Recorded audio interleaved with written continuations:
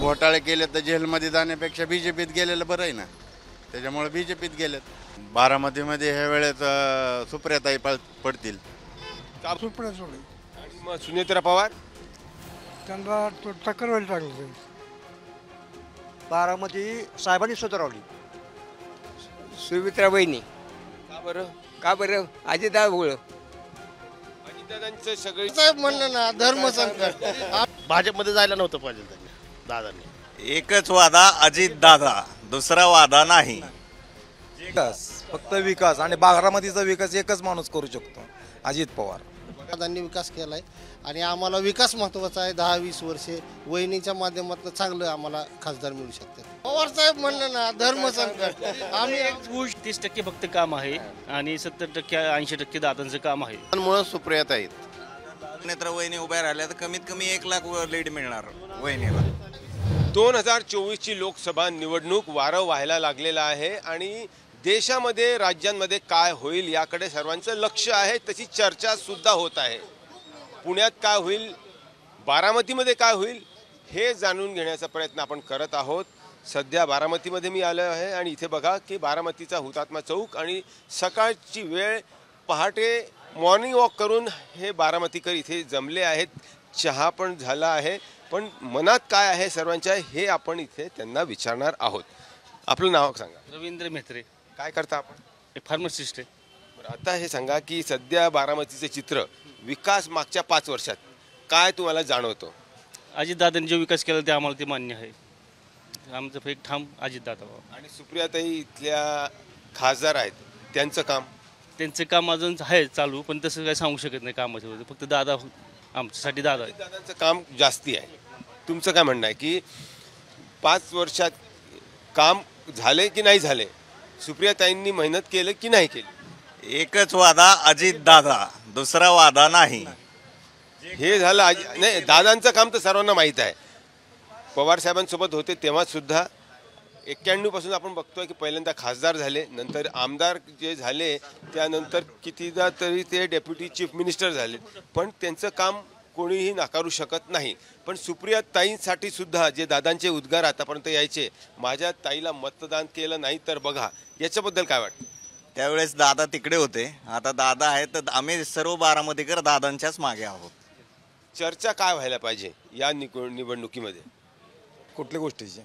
2024ची जेव्हा प्रचार सुरू होईल त्यावेळेस चर्चा काय काय असली पाहिजे? कुठली चर्चा व्हायला पाहिजे? विकास, फक्त विकास. आणि बारामतीचा विकास एकच माणूस करू शकतो, अजित पवार. बघा, इथे फक्त आणि फक्त अजित दादा यांचंच नाव इथे घेताय. सर, तुमचं काय नाव? सूरज सोळसे. काय करता तुम्ही? जॉब करतो. जॉब. कुठला जॉब? मार्केटिंग. यावेळेस बघा, जे युद्धाची सगळं चित्र उभं राहिलेलं आहे आणि जसं म्हणतात की everything is fair in love and war, तर ही जी लढाई आहे यामध्ये पवार विरुद्ध पवार असं चित्र झालेलं आहे. तुम्हाला वाटते कुठलं पवार जिंकतील? किंवा या बारामतीमध्ये जर लोकसभेचा उमेदवार द्यायचा असला तर पवार विरुद्ध पवारच दिल्या जाईल का भाजपाकडनं? मी नाही सोन, मला इतकं नाही माझं राजकारण काय. तुम्ही काय म्हणता? पवार विरुद्ध पवार होईल, पण अजित दादाच स्ट्रॉंग आहेत. तुम्ही सांगा. सुनेत्राताई, सुप्रियाताई. नाही, हे बोलणं म्हणजे कसं आहे, बरोबर आम्हाला बी आता इतकं प्रॉब्लेममध्ये आहे की कुणाला नेमकं. पण दादांचं स्ट्रॉंग आहे, दादांनी विकास केला आहे आणि आम्हाला विकास महत्त्वाचा आहे. 10-20 वर्षे वहिनीच्या माध्यमातून चांगलं आम्हाला खासदार मिळू शकतात.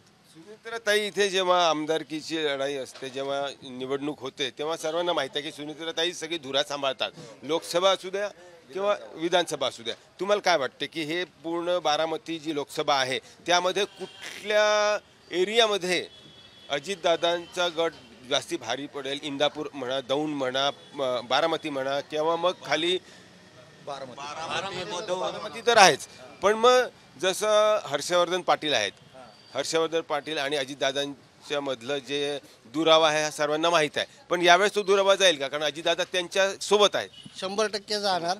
इंदापूरमध्ये सुद्धा दादांचा विकास आहे, त्यामुळं तिथं बी हर्षवर्धन पाटील त्यांना. ताईंचं जे काम आहे तसंच सुप्रियाताईंचं काम सुद्धा आहे ना, ते मेहनत करत आहेत. 30% फक्त काम आहे आणि 70% 80% दादांचं काम आहे. त्यामुळे आम्हाला फर्स्ट दादांमुळे सुप्रियाताई यस यस दादा सुप्रियाताईंचा दादांमुळे सुप्रियाताई सुप्रियाताई आहेत आणि दादा जे म्हणणार तेच बारामतीकर करणार. 100% दादा जे म्हणणार तेच बारामतीकर करणार. याच्यात काहीच फक्त दादा. मला सांगा, ऑपरेशन बारामती जे भाजपाने सुरू केलं त्याचाच हा एक भाग आहे का, की पवार कुटुंबामध्ये दुरावा आलेला आहे? नाही. मग का बरं पवार वेगळे झाले? मे बी उद्या परत एकत्र पण येतील, सांगू शकत नाही. अजून निवडणूक लांब आहे. अभी तो जंग जारी आहे. मला सांगा की 2004 मध्ये एक पिक्चर आला होता हलचल, त्यामध्ये अंगारचंद हे नाव आठवते का? आठवते. तसंच काही चित्र आता आहे का, की एका परिवारामध्ये फूट पडली आहे आणि पवार त्या परिवाराचा जो मोठा आहे तो बाकीच्यांच्या विरोधात, कारण की आता तसं ठरलं आहे की नाही आपल्याला जिंकायचं आहेच. भाजपाला बारामती जिंकायची होती. जर पवारमध्ये दरार तशी झाली नसती तर बारामती पडणं अशक्य होतं. यस. बारामती पडलीच नसते जर विरोधात जर गेले नसते तर सगळे. अजित पवार जिकडं जातील तिकडं बारामतीचं मतदान राहील एवढं 100%. मग ते कुठल्याही पक्षात जाऊ द्या किंवा स्वतःचा पक्ष राहू द्या. अपक्ष राहिले तर अजित दादाच येणार कुठं. हा जास्त मतांनी येणार, कमीत कमी 1 लाख. ते इथं नाही आले ना तरी कमीत कमी 1 लाख. झाली आमदारकीचं, पण खासदारकीचं खासदारकी सुद्धा बारामती खूप लीड देणार. जर सुनेत्रा वहिनी उभ्या राहिल्या तर कमीत कमी 1 लाख लीड मिळणार वहिनीला. 1 लाखाचं लीड दिलं सुप्रियाताईंना. फक्त बारामतीमुळे सुप्रियाताई निवडून आलते. असं वाटून राहिलं हा पूर्ण जो तुमचा ग्रुप आहे हा पूर्ण अजितदादांनाच फेवर करणारा आहे. तसं नाहीये, आमचा ग्रुपचा नाही चाललेला. बारामतीमध्ये आज अशी परिस्थिती आहे, 90% लोक फक्त अजित पवारलाच मानतात. 10% लोक आज सुनीत्रा पवार किंवा बाकीचे पक्ष, ओनली बाकीचे पक्ष त्याला आहे ना डिमांड आहे. ते अजित पवार सारखे डिमांड कोणालाच नाहीये. दादा कुठल्याही पक्षात असू दे, कुठल्याही पक्षात असू दे. शरद पवार स्वतः उभे राहिले तर तसं नाही सांगू. मला पण सांगा, शरद पवारांनी बारामती उभी केली हे तर आपण त्याला तुम्ही धर्म संकटात टाकताय आम्हाला. तसं नाहीये. पवार साहेब तर पवार साहेबच आहेत आणि त्यांनी जाहीर केलं चॅलेंज करू शकत नाही. मी ती बी तुम्ही सांगितलं. सुप्रिया सुळे जर तुम्ही म्हटला तरच आम्ही आता उत्तर दिलेलं आहे. पवार साहेब जर म्हटलं तर त्याला सांगू शकत नाही. आता बघा, पवार साहेब म्हणलं ना धर्म संकट. आम्ही एक होऊ शकतं की रेकॉर्ड हे तोडण्यासाठीच असतात. रेकॉर्ड तोडलं जाऊ शकतं आजपर्यंत.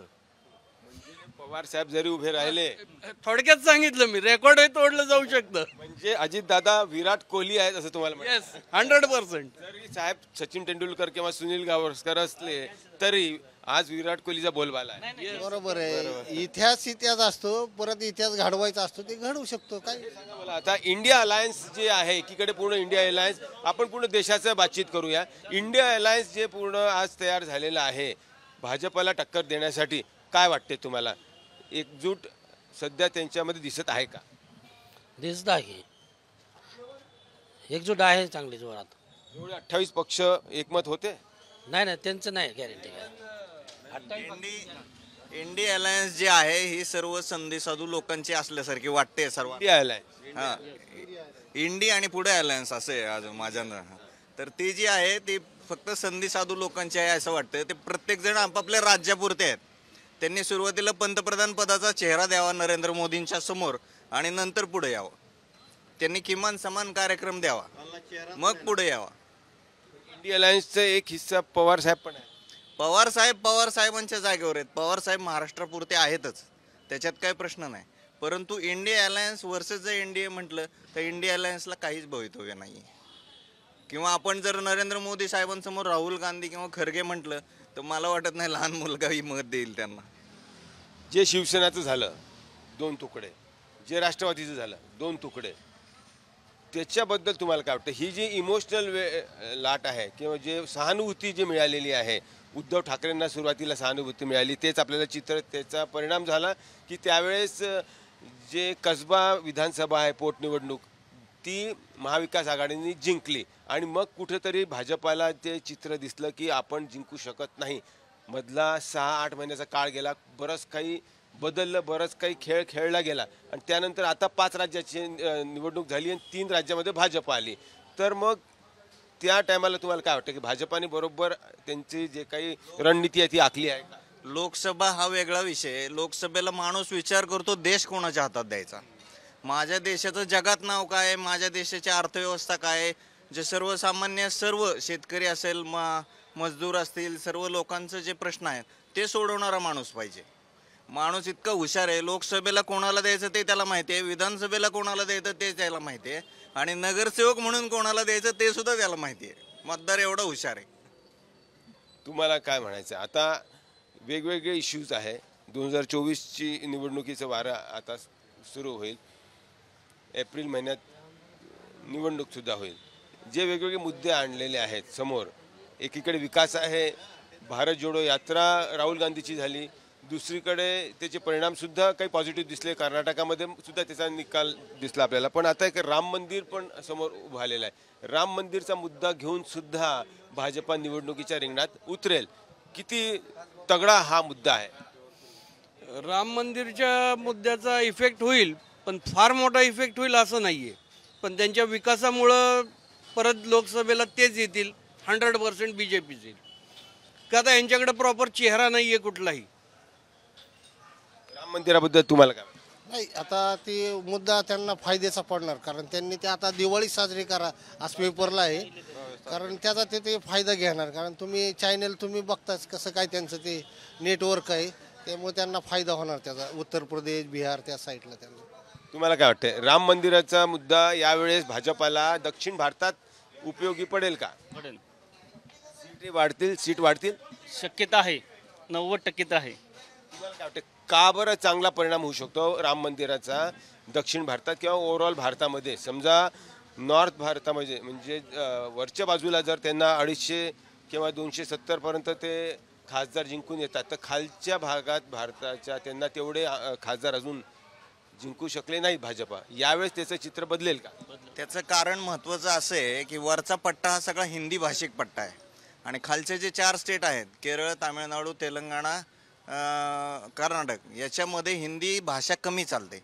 तर स्वतःची भूमिका त्यांच्या भाषेत पटवून देणारा मोठा नेता BJPकडे नाही. त्याच्यामुळे BJPला कायम ह्या फटका बसत आलेला आहे. पण हिंदी भाषिक महाराष्ट्रापासून वरती पूर्ण सर्व राज्य हे हिंदी भाषिक आहेत. तर त्याच्यामुळे 100% आणि राम मंदिर जर म्हटलं तर राजकारण हा वेगळा विषय.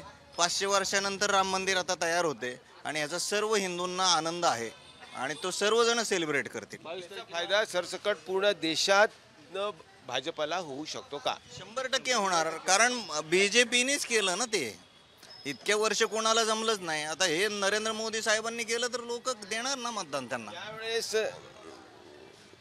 संसदमध्ये शहा बोलले की 22 सीट POK मध्ये सुद्धा त्यांनी ठेवलेले आहे आणि जसं 370 हटवला त्याचा पण फायदा होईल. त्याच्याबद्दल काय वाटतं? 100% होणार. 370 मुळे त्याचा फायदा नक्कीच होणार. BJP 370 फायदा होणार, 100% होणार सगळ्यांना. तुमचं काय मत आहे? होणार ना, 100% होणार. काय फायदा होऊ शकतो? फायदा होऊ शकतो त्यांना, कारण 370 सारखा कलम ते काश्मीरमध्ये हटवू शकतात. पहिल्यांदा त्यांनी 70 वर्षात काँग्रेसला नाही जमलं, पण त्यांनी करून दाखवलं. ते त्याचा बोलतात ते करतात असं आहे. सरकार नाही, भाजप मॅनिफेस्टो मध्ये देतात ते करतात. हा, ते करतात. म्हणून तर करतात. दादांनी निर्णय घेतला ना. 370 मुळे विकास पाहिजे, ते बोलले ना तसे करून दाखवतात. आपल्या वडीलधाऱ्या व्यक्तीला सोडायचा पण निर्णय दादांनी घेतला. नाही तसं नाही, पण विकासासाठी काय गोष्ट. विकासासाठी गेले हो त्यांनी, विकासासाठी. जनतेसाठी केलेला विकास आहे. वसंत, तुम्हाला काय वाटतं? तुम्ही पुढे आहात, तुम्ही बारामतीचे आहात, इथले ज्येष्ठ पत्रकार आहेत, तुम्हाला हे चित्र काय वाटते? खाली इकडे यांच्यासोबत आहे, तुम्ही पण बारामतीकर, तुम्ही काय म्हणणार? हे जे काही सध्या सुरू आहे, दादांनाच घेतलं भाजपाने, त्याच्यामुळे आज हा जो गड आहे पवार साहेबांचा तो कुठे ना कुठे कमजोर झाला. निश्चितपणे गेली 35 वर्षाच्या राजकारणात अजितदादांचं जे काम आहे ते विकासाचं काम म्हणून संबोधलं जातं आणि पवारसाहेबांनी गेल्या 15-20 वर्षात बारामतीकडे खऱ्या अर्थानं दुर्लक्ष केलं. कारण अजितदादांकडे बारामतीची सूत्र सोपवल्यानंतर अजितदादा सत्तेत राहिले. लक्ष केलं का दुर्लक्ष झालं का? विश्वास अजितदादांवरती जास्ती ठेवला, म्हणजे दुर्लक्ष नाही, आपला माणूस आहे त्याच्यावरती विश्वास टाकला, त्यांनी विकासाचं कार्य केलं. पण आता दादा दुसऱ्या गटात गेले. अजितदादांकडे बारामतीची सूत्र सोपवली आणि सत्तेत कायम सत्तेत असल्यामुळं अजितदादांनी कोट्यवधी रुपये जे आहेत ते बारामतीच्या विकासाला दिलेत. बारामतीचा विकास चांगल्या अर्थानं झालेला आहे. गेल्या 15-20 वर्षात डेव्हलपमेंट झालेली आहे. बस स्टँड असेल, पंचायत समिती असेल, जेवढं काही इन्फ्रास्ट्रक्चर करता येतं आहे बारामतीमध्ये तेवढं अजित पवारांनी केलेलं आहे. आणि कुठंतरी अजित पवारांवर विश्वास पवारसाहेबांनी ठेवला आणि त्यामुळं पवारसाहेबांचा अर्थात सुप्रिया सुळेंचा जनसंपर्क बारामतीमध्ये कमी झाला. आणि त्यामुळं ही जी वेळ आहे सुप्रिया सुळेंवर असेल, पवारसाहेबांवर असेल, ती थोडंसं आलीच पाहिजे. अजून एक प्रश्न सर्वांना विचारायचा आहे की घड्याळ हे चिन्ह दोघांकडे आहे, मग कोणाचा उमेदवार घड्याळ घेऊन उभा राहील? निकाल लागलेला नाहीये त्याचा. निकाल जरी लागला नाही पण आता जर निकाल अजून लागलेला नाही तर ते मनात संभ्रम नाही का? संभ्रम तर 100% सगळीकडं, पण निकाल कुठं लागला? कोण कोणाकडं असं पण मनात विचारायचं ना की घड्याळ दोघांकडे घड्याळच आहे, अजूनही निकाल लागलेला नाही. मग अजितदादा तर भाजपासोबत आहेत, मग पवार साहेबांच्या मनात काय आहे असं काही मनात कधी विचारायचं नाही. मनात काय विचारायचं, निकाल लागल्यावर समजेल. इतक्या दिवस वाटत होतं, परंतु आता मात्र पूर्णपणे फारकत घेतल्यासारखं आहे. दादांनी गेल्या संडेलाच इथं क्लिअर केलेलं आहे की दोन्ही डगरीवर कोणी हात ठेवू नका, ज्यांना जिकडे जायचं तिकडे जावा, समोर गेलं तरी चालेल. आणि एकच चिन्ह अजित पवार, त्यांचं जे चिन्ह आहे, उद्या त्यांना क्रिकेटची बॅट भेटली तरी आम्ही बॅटिंग करणार सगळे. लोकसभा काय होईल बारामतीमध्ये? बारामतीत दादाशिवाय पर्याय नाही. का बरं? नाही, लोकमतदान दादाविषयी लोकमत चांगले आहे.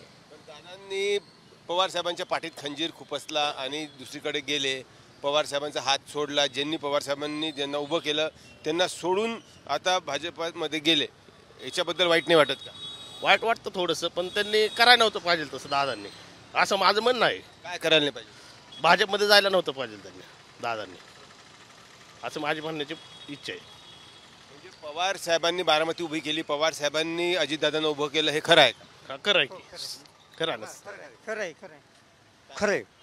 साहेबांनी काम केलं, लय मोठे केले. उभा केली साहेबांनीच. साहेबांनीच केले हो. साहेबांना सोडून जायला नव्हतं पाहिजे. साहेब बरोबर आहे. बारामती साहेबांनी सुधारवली आणि अशा लोकांनी भाजपमध्ये नाही जायला पाहिजे. बारामतीमधून कोण उभं राहिले तर जिंकेल? साहेब सुप्रियाताई उभे राहिल्या आणि दादांनी सुनेत्रा पवारांना जर उभं केलं तर टफ फाईट होईल का? ताय सुनेत्रा पवार नाही, कशाचं मतदान आहे, तिकडे तिकडे फिरतं जरा. साहेब आहे ना. जर शरद पवार साहेब उभे राहिले तर त्यांना तोड नाही, साहेबच. पण जर सुनेत्राताई उभ्या राहिल्या आणि दुसऱ्या बाजूला जर सुप्रियाताई सुळे असले तर लढाई कशी होईल? साहेबांशिवाय कोणच येणार नाही. साहेब सुप्रियाताई सुळे. का बरं वाटते सुप्रियाताई? जर अजितदादांचं काम आहे, तुम्हीच म्हटलं की अजितदादांचं काम खूप जास्त आहे. अजयदादांनी कामं भरपूरही केले, पण ते साहेबांच्या शब्दाला किंमत आहे बारामतीत. आणि मला काय वाटते? आज सुळेबाई आला निवडून. सुळेबाई सुप्रिया सुळे. आणि मग सुनेत्रा पवार त्यांना टक्कर व्हायला चांगली. सुळेबाईच्या अजितदादांचं भाजपामध्ये जाण्याचं कारण काय वाटतं? कारण त्यांना वाटलं की मीच अध्यक्ष व्हायला पाहिजे. त्यांना वाटलं अध्यक्ष मी व्हायला पाहिजे शरद पवार. तुम्हाला काय वाटतं? अजितदादा भाजपामध्ये गेलेत म्हणजे भाजपाच्या सोबत सत्तेमध्ये आहेत, काय कारण असतं? काय कारण नाही. अजितदादा आमचा हुतकूर आहे, तो मोठं काम करतो. अजितदादा आम्हाला मोठेपण आहे. शरद पवार आम्हाला पूर्वी होता, आता आमच्याकरता काहीच केलं नाही. शरद पवारांनी काही नाही केलं. काय नाही केलं आमच्याकरता. सुनेत्रा वहिनी का सुप्रिया सुळे? सुमित्रा वहिनी. का बरं? अजितदादा. अजितदादांचं सगळी जी रणनीती आहे निवडणुकीची ती सुनेत्राताईच सांभाळतात का? काय? अजितदादांचं जे काम आहे बारामतीमधलं त्या सुनेत्रा वहिनीच सांभाळतात का? अजितदादा सांभाळतो. तुमचं काय नाव? प्रमोद गजानन खोडके. प्रमोदजी, तुम्हाला काय वाटते? अजितदादांनी भाजपामध्ये त्यांचा पाठिंबा दिला किंवा भाजपा सोबत सत्तेमध्ये आहे, हे जे केलं ते बरोबर योग्य आहे का? हे शरदचंद्रजी पवारमुळं तर हे अजितदादांचं हे सगळं सुरू झालं ना. नाही तर शरद पवारच त्यांच्या ह्यानीच हे चाललेलं बारामतीमध्ये. मग यावेळेस काय होईल, या लोकसभेमध्ये काय होईल जर सुप्रियाताई इथनं खासदार आहेत बारामती लोकसभेमधून, त्यांना टफ फाईट देण्यासाठी भाजपाने जर अजितदादांना त्यांच्याकडे घेतलं आणि आता अजितदादांनी त्यांचा उमेदवार जर रिंगणात उतरवला, कदाचित स्वतःच जर उभे राहिले, तर मग सुप्रियाताईंना कठीण जाईल का? दोघांना सोपंच जाईल तसं सोपं जाईल. म्हणजे सुप्रिया सुळे खासदारच आहेत ना पहिल्या. आता या खासदारकी यावेळेस खासदारकीला काय होईल? सुप्रिया सुळेच येतील. अजितदादांचं काम आहे चांगलं, ते बी चांगलं, दोन्ही बी चांगले. सुमित्राताईंना जर उभं केलं त्यांनी, सुमित्रा वहिनी जर उभ्या राहिल्या लोकसभेसाठी, तरी सुप्रिया सुळेच येतील, ते जुने आहेत. अजूनही इथे लोक हे बोलतील का? दादा बोलाल का? बारामतीमध्ये या लोकसभेला काय होईल? लोकसभेची निवडणूक यावेळेसची बारामतीची कशी राहील? चुरस राहील. चुरस कशामुळे? घरातलेच डेरा फुटलाय, त्याला काय करणार? सुप्रिया सुळे का अजितदादांचा उमेदवार? तसं काय सांगता येत नाही. कोणच ह्याला बघत नाही तर कोण त्यांना हे होणार? बारामतीमध्ये मागच्या 5 वर्षात विकास झाला का? झाला ना झाला, गरीबाला काही त्याचं हे नाही. यावेळेस लोकसभेमध्ये काय होईल बारामतीमध्ये? बारामतीमध्ये ह्या वेळेस सुप्रियाताई पडतील. का बरं पडतील? आता कोणी येणार त्यांच्या ह्याच्यात ना. त्यांचा प्रचार आता आक्रोश मोर्चा झाला, त्या आक्रोश मोर्चाला बारामतीत काही त्यांना सपोर्ट भेटा नाही. पवार साहेब स्वतः उभे राहिले, महाजित पवार पडतील. महाजित पवार पडतील ना. शरद पवार तो बापती बापत असतो ना शेवटी. अजितदादा भाजपाला जो पाठिंबा दिला, का बरं दिला असावा पाठिंबा? तो आता जेलमध्ये जाण्याची भीती ना. 70,000 कोटीचा घोटाळा प्रधानमंत्र्यांनी सभेत सांगितलं तिथं की NCP ही करप्ट पार्टी आहे आणि करप्ट पार्टीचा उपमुख्यमंत्री बनवला आहे. सगळ्यात जास्त करप्ट मोदीच आहेत, पण मोदींना जाहीर सभेत सांगितलं होतं यांनी घोटाळे केलेत, आणि मग घोटाळे केले तर जेलमध्ये जाण्यापेक्षा BJPत गेलेलं बरं आहे ना. त्याच्यामुळे BJPत गेलेत. अजितदादांचं काम बोलत नाही का? काम अजितदादांचं कुठलं बोलतं? हे काम बारामतीकरांचं काम आहे.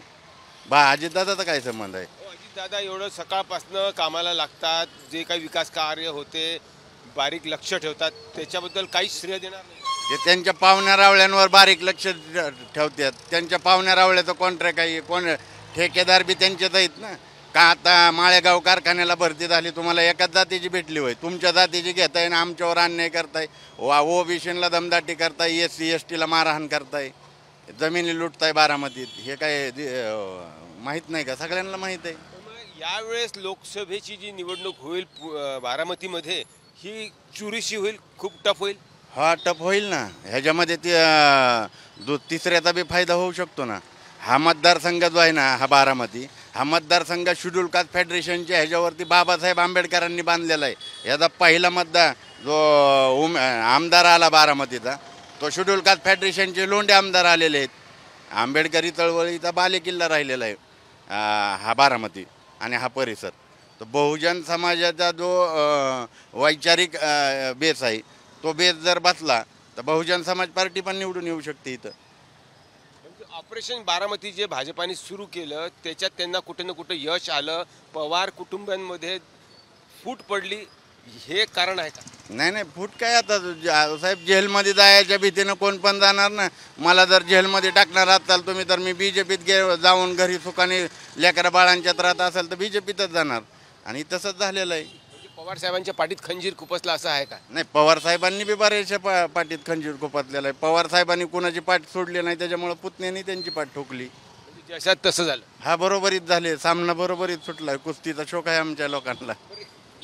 कुस्तीचा शौक आहे. मला सांगा आता की यावेळेस इथे लोकसभेला जर सुनित्रा वहिनी उभ्या राहिल्या तर सुप्रियाताईंना टप जाईल का?